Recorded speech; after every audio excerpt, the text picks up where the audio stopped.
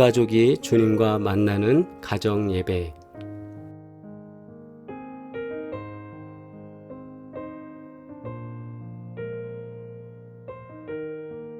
할렐루야. 토요 가정 예배 드리도록 하겠습니다. 우리 환우를 위한 중보 기도 시간입니다. 함께 기도드리겠습니다. 거룩하신 하나님, 각종 질병을 다 치유하신 주님의 사역과 같이 오늘도 주님 앞에 우리 사랑하는 성도들을 위하여 간구하오니 하나님 모든 질병 가운데 역사하시고 주님 도우시며 하나님의 치료와 치유로 인한 회복의 증거가 나타날 수 있도록 인도하여 주시옵소서. 믿음의 생활을 감당하며 우리 몸이 노화되어 노인성 질환을 경험하게 되는 사랑하는 성도들이 있습니다. 기억을 깜빡깜빡 잃거나 소중했던 마음에 두었던 생각들이 점점 사라지는 치매의 질병이 있습니다. 하나님, 주님께서 도우셔서 치매로부터 우리 모든 성도들이 안전할 수 있도록 뇌에 하나님의 은혜를 더하시사 잘 기억할 수 있도록, 그리고 이 땅에 있는 동안 하나님 말씀 잘 간직하며 살아갈 수 있도록 치매로부터 우리 모두가 안전하게 주님 도와 주시옵소서. 또 고혈압, 당뇨로 인하여 하나님 약을 복용하며 관리하는 성도들이 있습니다. 주님, 잘 관리되게 하시고 생활하는 데 불편함 없도록 하시며, 특별히 당뇨의 합병증이 문제이오니 하나님 합병증 나타나지 않도록 온 몸을 강건케 주님 역사하여 주시옵소서. 또 파킨슨으로 인하여서 불편함을 경험합니다. 하나님 도우셔서 온 몸을 움직이는데 마음같이 정말 마음이 원하는 대로 움직여질 수 있도록 하시고, 표현하는 데나 말씀을 듣는 데나 모든 부분에 하나님의 은혜를 더하시며 역사하여 주시옵소서. 뇌혈관과 관계된, 그리고 또 퇴행성과 관계된 질환으로 인하여서 어려움 겪지 않도록 우리 사랑하는 모든 성도들, 특별히 아버지 하나님 교회를 사랑했고 한평생 교회를 위해 수고한 사랑하는 노년에 있는 모든 성도들을 기억하시기를 간절히 소원하오니 주님 도와 주시옵소서. 또 여러 암으로 인하여 기도하는 주의 백성들이 있습니다. 거룩하신 주님께서 세포 하나하나에 은혜를 더하여 주시고 강건케 하시며 치유하신 은혜가 있게 하여 주옵시고, 방사선과 여러 가지 방법을 통하여 치료할 때에 하나님께서 주시는 지혜로 정말 잘 치료될 수 있도록 하나님 도우시고, 또 이 병으로 인하여서 주님과 더 가까워지고 기도하며 하나님의 음성 듣는 시간 될 수 있도록 역사하여 주시옵소서.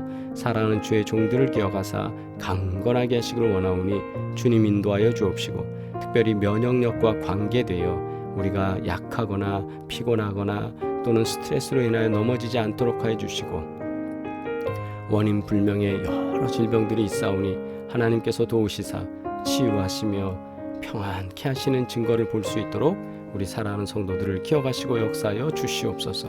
주님께서 이 시간 함께 기도하는 모든 손길들 가운데 은혜로 역사하실 줄 믿사오며 예수 그리스도의 이름으로 기도드리옵나이다. 아멘. 할렐루야. 토요 가정 예배입니다. 하나님께서 도우시는 귀한 은혜가 역사되는 줄 믿습니다. 찬송가 471장 찬양 드리겠습니다.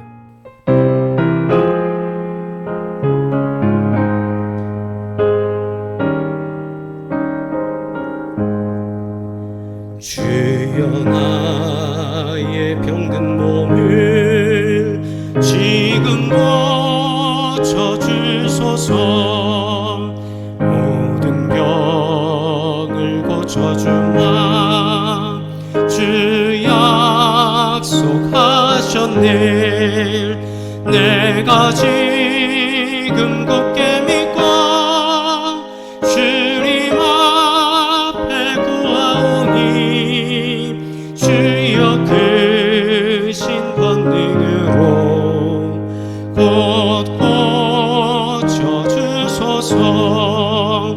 나의 주님 뜻이라면 나를 고쳐주소서. 머리 위에 기름 붓고 날 고쳐주소서. 모든 것을 다 바치고 간구하는 나의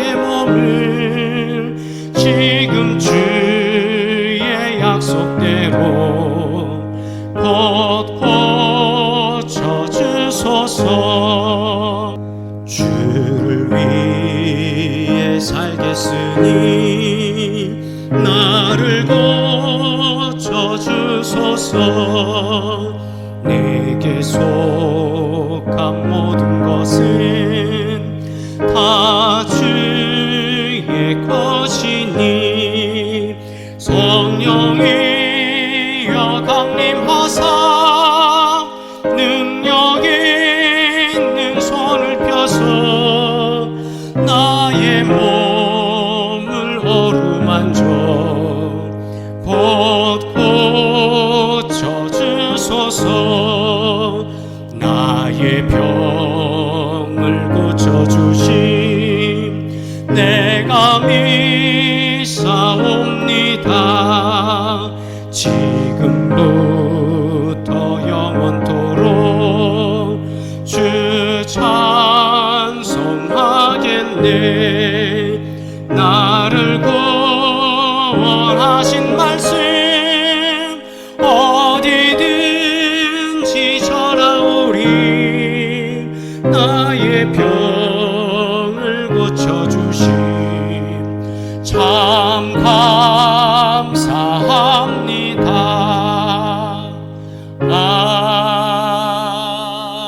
아멘. 하나님의 말씀 봉독합니다. 로마서 16장 19절로 20절 말씀입니다. 너희의 순종함이 모든 사람에게 들리는지라. 그러므로 내가 너희로 말미암아 기뻐하노니 너희가 선한데 지혜롭고 악한데 미련하기를 원하노라. 평강의 하나님께서 속히 사탄을 너희 발 아래에서 상하게 하시리라. 우리 주 예수의 은혜가 너희에게 있을지어다. 아멘. 할렐루야. 지난 주일에 나누었던 적자생존이라는 제목의 설교를 다시 한번 토파보기 하도록 하겠습니다. 로마서 16장 오늘 본문의 말씀은 교회가 직면한 난관에 대해서 먼저 이야기를 하고 그 난관을 어떻게 돌파해 나갈 것인가, 당시 초대교회, 특별히 로마 교회는 어떤 문제가 있었는가를 살펴보았고, 현재 우리 교회, 대한민국의 교회, 한국 교회는 어떤 문제가 있는가 우리가 표를 통해서 알아보았습니다. 초대교회는 로마 제국의 정치적인 상황, 종교적 상황이 교회의 성장을 방해하는 요소로 작용을 했고, 또 유대교인들이 교회가 형성되고 성도들이 모이면 계속 압박을 가해서, 핍박을 가해서 교회 성장을 방해했습니다. 아울러서 이단들이 교회 내에 침투하는 일도 있었습니다. 또한 교회 내부적으로도 타락하거나 배교하는 일들도 있었습니다. 현재 교회, 지금 한국 교회는 이런 위협이 없을까요? 우리가 살펴보았지만 정치적으로도 경제적으로도 교회에 여러 가지 압박이 있습니다.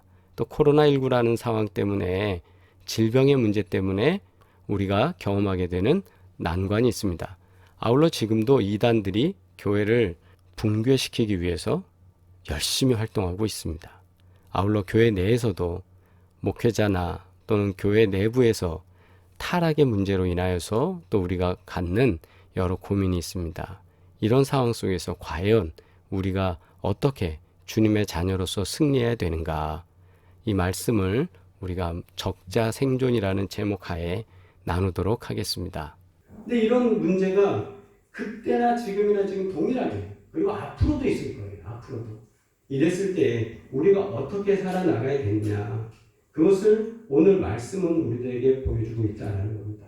그래서 오늘 말씀을 통해서 어떻게 살아가야 될까에 대한 좀 하나님의 분명한 메시지를 우리가 찾고자 합니다. 할렐루야. 첫 번째는 적자생존이에요. 제가 이제 적자생존이라는 거를 제목으로 딱 잡으면서, 하나님께서 우리에게 이런 지혜를 주시는구나. 적자라는 게 뭐냐면, 원래 적자생존이라는 거는 우리 다윈의 진화론에 또 큰 획을 그은 단어이기도 합니다. 근데 이 적자생존이라는 게 뭐냐면, 원래는 갈 적자 논 자자 이렇게 해서 적자 생존이라는 걸 쓰는데 적자 생존은 적당하다. 그죠? 적당하다라는 말을 쓰는 것처럼 거기에 생존할 수 있도록 적당하게 잘 이렇게 변화돼 가는 걸 적자 생존이라고 하는 거예요. 그래서 뭐냐면 원래는 다윈이 쓴 진화론에 나오는 용어가 아니었고 하버드 스펜서라는 경제학자가 썼대요. 그 사람이 처음에 말할 때 생물학의 원리라는 저서에서 원래는 경제에 대해서 얘기하고 사회에 대해서 얘기하다가 1864년에 경제를 지나가서 이 생물학적으로 한번 보는데 그 사람이 볼 때 생물학적으로 그 적응이 잘 된 사람이 그러니까 적응이 잘 되는 사회가 적응이 잘 되는 경제가 그 다음에도 계속적으로 생존할 수 있다. 그래서 그거에 착안해서 원래 다른 용어로 쓰던 자연 선택이라는 용어를 쓰던 찰스 다윈이 그거를 이제 차용하기 시작한 거예요. 그래서 나온 게 적자 생존이라는 단어인데 적자 생존이라는 게 뭐냐? 간단히 말하면 이 세상에 살아가는 방법은 환경에 잘 적응하는 자가 살아남는다. 맞죠? 그게 적자 생존이에요. 환경에 잘 살아남는 사람이 남는다. 그래서 종의 기원으로 가면 환경에 잘 변화된 그 종이 계속 진화해서 계속 변화됐다 이걸 얘기하는 거고 경제적으로 얘기하고 사회적으로 얘기하자면 적당하게 적응이 되는 사람 그 사람이 계속적으로 살아갈 수 있다 이런 거예요. 우리로 치자면. 근데 이 말씀을 오늘 말씀 속에서 우리가 볼 수 있는 귀한 증거는 뭐냐면 너희의 순종함이 모든 사람에게 들리는지라 그러므로 내가 너희로 말미암아 기뻐하노니 너희가 선한 데는 지혜롭고라는 거예요. 아멘. 지혜로움이라 지혜로움. 교회가 항상 사회는 변화돼요. 사회는 변화돼요. 변화되지 않는 건 하나님의 말씀이에요. 아멘. 변화되지 않는 건 하나님의 말씀. 그러나 하나님의 말씀을 사회에 적용시키고 사회를 변화시키게 하는 것은 적용이라는 부분입니다. 이 적용이 잘 돼야 되는 거예요. 그러니까 이 적용이라는 것이 적자 생존이다. 이 사회가 변화될 때 하나님의 말씀을 이 사회가 잘 받아들일 수 있도록 그것을 알려주는 적응해가는 교회, 변화되어져 가는 교회, 그 교회가 되어야 된다. 어떻게? 지혜롭게. 지혜롭게. 계속 변화될 건데 이 변화되는 사회에 우리가 대처할 수 있도록 우리가 교회가 변하게 된다. 교회가. 그 대표적인 사례가 이제는 많은 목사님들이 이제 얘기하는 게 그거예요. 큰 교회의 규모가 이제는 어려워질 것 같다는 큰 교회의 규모. 왜 그러냐면 이제는 서양 교회들처럼 큰 건물로서의 교회가 물론 필요도 하지만 그거를 운영하기 위해 이제 어려워진다. 코로나19 상황 딱 되면서부터 저희는 지금 출석률의 변화는 크게 없잖아요. 어려운 분들은 계속 직장이나 이렇게 해서 문제가 되지만 그러나 큰 교회는 지금 많은 숫자가 변화가 됐어요. 관계가 있고 그리고 계속 교제가 되고 이렇게 우리는 변화하는 거에 맞춰서 준비되어지는 교회들은 지금 큰 문제가 없어요. 그러면 앞으로는 큰 교회들일수록 이 위기에 봉착할 때 변화되는 게 어려울 것이다. 저는 말씀 준비하면서 하나님께 감사의 기도를 드렸어요. 저는 개인적으로 코로나 상황 속에서 비대면 예배로 진행할 때 정말 속수무책인 교회들이 많았거든요. 방법이 없고. 그런데 하나님이 제게 컴퓨터를 중학교 때부터 배우게 하고 그 다음에 신학생 때 그런 거를 놓지 않고 계속 했고 뭐 혼자 시간은 좀 걸리지만 여러분 보시기엔 세련되지 않아도 PPT 만들어서 그거 방송 매일 3시간 하지만 그래도 편집해서 할 수 있는 그래도 그 정도까지 하나님이 저를 만들어 놓으셨고 그 다음에 카메라나 이런 거 어려서부터 조금씩 해갖고 촬영하고 편집하고 그런 거를 우리 집에서는 제가 제일 잘해요. 네. 아 하나님이 준비해 주셨구나. 너무 감사했던 거예요. 그래서 창세기 45장 5절에 요셉이 이런 고백을 해요. 당신들이 나를 이곳에 팔았다고 해서 근심하지 마소서. 한탄하지 마소서. 하나님이 생명을 구원하시려고 나를 당신들보다 먼저 보내셨나이다. 하나님께서 미리 손을 좀 써주셔서 준비가 돼서 그래도 우리가 불편하지 않게 예배를 드릴 수 있다는 이거 참 감사한 일이었어요. 하나님께서는 시대가 변할 때마다 이 복음의 진리를 잘 전할 수 있도록 우리에게 적자생존, 변화하는 교회 잘 변화되어져서 정말 이 시대에 꼭 필요한 말씀을 전할 수 있는 그런 능력의 교회로 성장할 줄 믿습니다. 아멘. 그리고 두 번째 또 적자생존이에요. 이 적자생존은 빨간색으로 했는데 붉을 적, 글자 자, 적자. 참 믿음 생활 하다 보면 적자 나는 일이 많아요. 여러분 괜찮으세요? 아멘. 네. 적자 내는 일이 많아. 왜냐하면 우리가 악한 데는 미련하기 때문에요. 악한 일을 하면 악한 데는 돈이 보이잖아요. 여러분 안 그래요?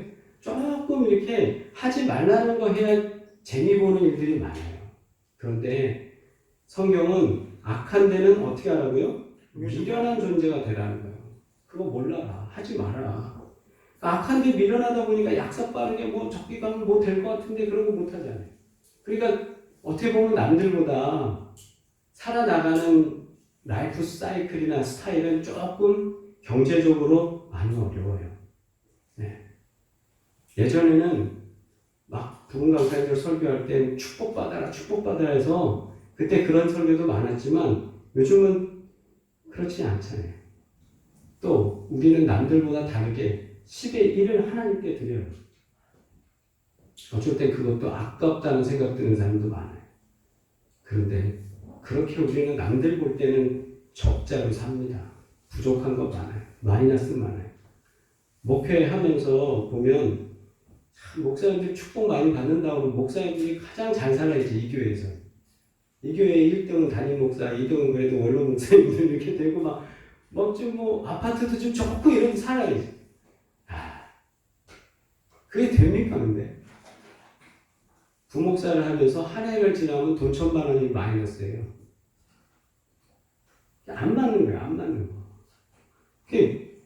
전도사부터 시작해서 지금까지 오면서 이게 끝나질 않아요. 내 통장에도 지금 뭐 있으면 좋겠다 이런 욕심 들 때도 있어요. 근데 참 감사한 건 하나님께서 오늘 우리 고백하면서 찬양했잖아요. 사랑은 참으로 버리는 것. 그게 감사한 거예요. 교회 성교는 언제나 하나님께서 주신 거 가지고 나누고 하는 거지. 물질을 갖고 우리가 살겠다? 그걸로 생존한다? 참 불쌍한 것 같아요. 집에 뭐 돈방석에 앉아있으면 뭐 하겠어요? 사람답게 살아야지. 살아오면서 살아야지. 교회의 타락이 어디서 왔습니까? 원래 마이너스 돼야 되는 거예요. 교회의 모든 정책은 마이너스 돼야 돼. 예산을 세울 때도 마이너스 될 걸 생각하고 세워야 돼. 왜? 아니 선교를 하는데요. 선교사가 어려워요. 선교해야 되고 교회도 세워야 되고 하려고 그러면 그게 플러스 될 걸 다 계산해서 우리가 예산을 책정하고 지출을 합니까? 그런 교회가 몇 개나 될까요? 그렇게 될 수가 없어요. 그래서 교회에서 가장 이런 사람은 재무부에 넣지 마십시오 하는 사람 첫 번째 누군지 아세요? 은행원이래요. 은행원은 딱 보는 순간 다 나오니까 목사님 이러면 교회 큰일 나요. 부도 나요. 막 이러는 거. 아닙니다. 기도하고 합시다. 기도하고 하는 거죠. 기도하고.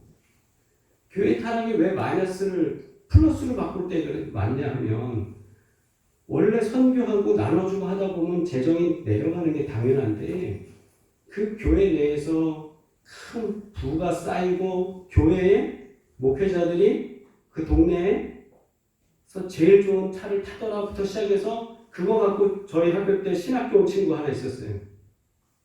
교수님 앞에서 면접 볼 때 그 얘기를 한 거예요. 저희 입학할 때. 우리 은혜에 자가용 목사님 타시길래 제가 신학교 왔습니다. 개 떨어졌어요. 그리고는 그 다음에 화제가 됐어요. 교수님들이 다 얘기하시고 올해 입학생들이 이런 애가 있었다. 원서 쓴 애 중에. 세상 사람들이 볼 때 그렇게 보일 수도 있어요. 아, 신방 가실 때도 보면 성경책 하나 딱 들고 말이에요. 양복도 좋은 양복 입고 그렇게 볼 수도 있어요.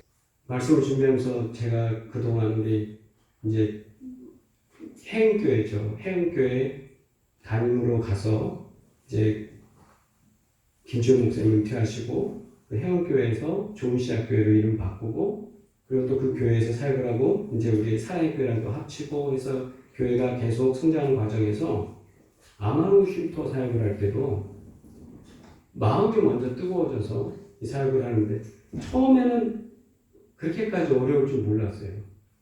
그런데 아마루들 올 때마다 이제 이불 다 빨아놓고 다 준비해놓고 해야 되니까 그것 운영하기 위해서 고시원을 같이 해서 한쪽에 이제 그 환자분들만 위한 방을 만들고 그냥 고시원만 했으면 고시원은 원래 들어오고 나오고 있으니까 그냥 뭐 운영하는데 문제가 없고 한데 저희가 고시원 운영하려고 했던 게 아니라 암 환우를 돕기 위해서 한 거다 보니까 뭐 수입이 안 맞으니까 원래부터 계속 안 맞는 거. 그 암 환우들을 위해서 계속 방은 비워놓고 그것도 가서 계속 밥을 해야 되니까 밥은 하죠. 제 아내가 아주 저 때문에 큰일 났었습니다 그때. 그럼 돌아가면서 또 거기서 보일러 뭐 문제되면 뭐 물이 터지면 뭐 그런 거 다 신경 쓰면서 그런데도 지금도 제게 기회가 된다면 암환우를 돕고 싶어요. 네. 왜냐면 교회가 그걸로 우리가 수익 사업을 하려고 했던 게 아니니까요. 도서관도 그래요. 도서관을 통해서도 어린이들 프로그램 만들고 아이들 만나서 할 때도 참 기쁘고 좋았어요. 리모델링과 교회 확장을 할 때 저도 쓸개도 끼고 또 눈에 황반병성이라는 것도 일어나서 시력을 잃을 뻔도 했어요. 근데 하나님이 그 과정에 그 적자로 사는 과정에서 저를 목사로 다듬어 주시고 기도하게 하시고 교회를 사랑하게 하셨어요. 우리의 믿음의 생활도 바로 플러스에 너무 욕심을 두지 마시고 나눠주는 데 좀 열심히 두시면서 적자 사는 거에 대해서 걱정하지 마십시오. 적자도 생존합니다. 아멘? 네, 생존하게 돼요. 그 다음에 또 감사한 건 오늘 말씀에 적자 생존이라는 또 하나가 정적자라는 걸 아시라고요. 적자에 저 적자가 정실, 본처 이런 말이 있어요. 그래서 예전 사극에 이렇게 드라마를 보시면 세자 책봉할 때쯤 되면 막 이쪽 파들이 막 서로 싸우는 거예요. 싸우면서 서로들 자신 유리한 사람을 세자로 책봉하든 다음 왕 후계자로 책봉하든 할 때 꼭 그때 이제 토를 다는 사람이 있어요. 어떤 사람이 정적자를 세자로 책봉해야 된다. 본처 그러니까 중전의 아들을 책봉해야 된다 하는 사람도 있고 정치적 상황 때문에 그 사람이 아니라 후궁의 아들 중에 누구를 또 책봉해 이러면 이제 서로 싸울 때 적자냐 적자가 아니냐에 따라 이제 나뉘는데 적자가 누구냐 정실 부인에서 태어난 진짜 그 서열상의 1위의 아들이 되는 거예요. 나이의 문제가 아니라. 그래서 적자는 생존하게 됩니다. 이 말은 상속자는 하나님 나라를 받습니다. 아멘. 그래서 20절 보면 평강의 하나님께서 속히 사단을 너희 발 아래에 상하게 하리라. 이게 뭐예요? 사단의 모든 권세를 딱 억누르고 하나님께서 주시는 예수의 은혜가 너희에게 있을지어다. 왜요? 우리가 하나님의 자녀가 되는 상속자가 되니까요. 상속자의 삶이라는 것은 적자가 돼서 당연히 우리 아버지가 나한테 물려주는 거 아니에요. 이걸 누가 가져갈 수 있겠어요? 누가 가져갈 수 있겠어요? 아버지가 나한테 주는 건데. 대를 이을 상속자로서 하나님께서 주시는 귀한 은혜를 경험하시길 주의 이름으로 축원합니다. 그런데 제가 말씀을 준비하면서 이 생각이 드는 거예요. 상속을 받는 사람은 적당히 자신이 페이해야 될 고통의 단위가 있어요. 현실적 사회에서는 이걸 상속세라고 합니다. 상속세를 안 내면 받을 수가 없죠. 말씀의 8장 17절 보니까 자녀이면 또한 상속자, 곧 하나님의 상속자요 그리스도와 함께한 상속자인 우리가 그와 함께 영광을 받기 위하여 고난도 함께 받아야 된다. 고난이라는 말만 나오면 다 우리 싫어요, 솔직히요. 근데 이 고난이 상속받는 거하고 비교할 때요. 자, 상속세 10만 원 내고 10억을 받는 게 나아요. 상속세 10만 원 내지 않기 위해서 10억을 안 받는 게 나아요. 이건 바보 같은 질문이죠. 아주 이런 거예요. 하나님의 자녀로서 천국의 삶을 누리며 내가 하나님의 자녀로서 아들로서 딸로서 받는 상속의 권세를 포기하고 고난이라는 것 때문에 이 땅에서 받는 고난, 그중에 하나 이제 경제적으로 적자도 있죠. 그런 것 때문에 내가 그걸 두려워하고 나 못하겠습니다라고 할 사람이 어디 있어요? 당연히 우리가 상속을 받기 위해선 그만한 가치에 헌신을 해야 되는 거예요. 그게 고난이에요. 그게 고난이에요. 그런데 감사한 건 적자 생존이라는 거예요. 하나님의 자녀는 살게 돼 있어요. 아멘. 영원한 삶을 삽니다. 이걸 기억하시고. 그래서 오늘 말씀에 적자 생존이라는 제목을 통해서 여러분이 기억하게 말씀을 전하고 싶었던 게 적자라는 건 적응된 자가 존재한다. 변화하는 교회가 되지 않아. 선한 데는 지혜로워요. 지혜롭게 전도해야 되고 지혜롭게 전해야 됩니다. 두 번째, 적자 생존, 마이너스 되는 것에 대해서 악한 데 밀어나면 우리 마이너스입니다. 그러나 그 사랑하는 교회가 되면 하나님이 그거보다 더 좋아하시는 게 어디 있겠어요? 자꾸 악한 게 가지고 있어요. 세 번째, 우리의 적자, 우리는 정통 상속자, 마귀덕을 받아갈 수 있겠어요? 예수 안 믿는 사람을 쫓아갈 수 있겠어요? 못해요. 우리는 정통적으로 받은 하나님의 나라를 받은 아버지의 자녀라는 자부심을 가지고 믿음의 삶을 살아가길 주의 이름으로 축원합니다. 그랬을 때 감당하는 교회란 뭐냐? 바로 우리가 상속자로서 가져야 될 간단히 얘기하면 상속세고 그게 우리가 감당해야 될 고난입니다. 고난의 가치는 바로 그래서 우리에게 꼭 필요합니다.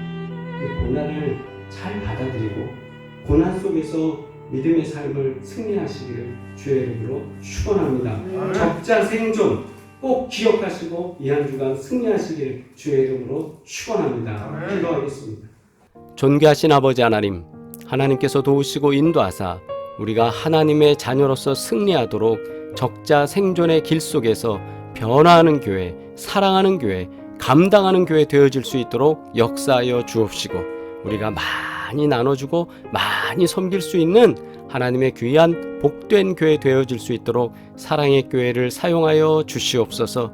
이제는 우리를 구원하신 예수 그리스도의 은혜와 하나님 아버지의 끝없는 사랑과 성령의 교통하시고 인도하시며 복주시는 놀라운 증거들이 오늘 예배드리는 사랑하는 모든 지체들 가운데, 가정 가운데 이제로부터 영원토록 함께 하시기를 간절히 축원하옵나이다. 아멘. 할렐루야. 채팅으로 서로 인사 나누시겠습니다. 오늘은 특별한 광고는 없고요. 내일 예배 잘 준비하시길 바랍니다. 추수감사 주일은 한 해의 모든 삶 가운데 도우신 주님의 은혜 감사해서 정성을 다해서 예물을 드리고 예배 드리는 날입니다. 우리가 감사의 분량만큼 하나님께 정성 다하여 예배 드리겠습니다. 내일 만나 뵙겠습니다. 사랑합니다.